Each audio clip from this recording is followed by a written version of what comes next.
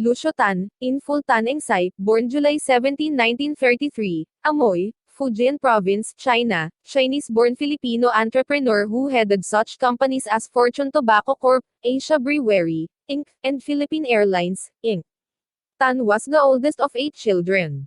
He studied chemical engineering at Far Eastern University in Manila.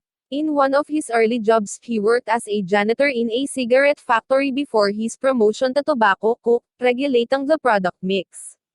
In 1966, Tan started his own tobacco company, Fortune Tobacco Corp.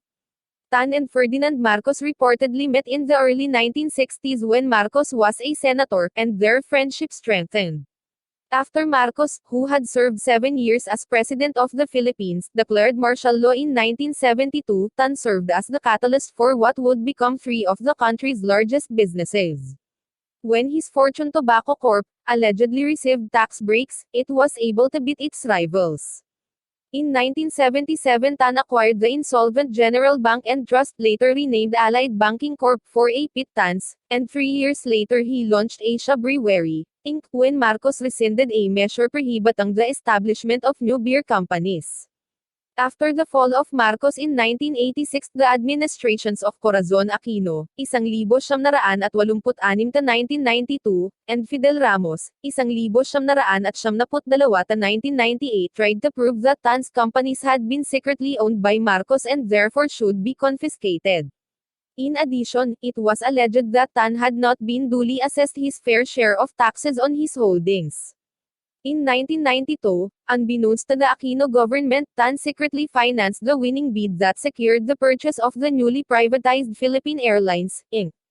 PAL. In 1995 he became chairman of the airline. As the owner of PAL and head of Fortune Tobacco Corp., which by 1976 commanded nearly 75% of the Philippine market, and with an estimated net worth between $1 billion and $8 billion, Tan was considered the richest man in the Philippines.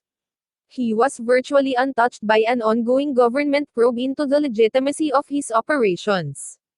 Accused of tax evasion and other unsavory business practices that dated back to his association with Marcos during the 1960s and 70s, he avoided conviction when a Philippine Supreme Court ruling found that the Tax Bureau had prosecuted the matter in an improper manner. In 1996 he won ruling control of PAL, and the House of Representatives approved a bill that favored tax breaks for his beer and cigarette concerns. In 2007, the Supreme Court upheld the decision that voided the state's orders of sequestration of Tan's companies. I pick Lucio C. Tan because of his businesses and the success he accomplished.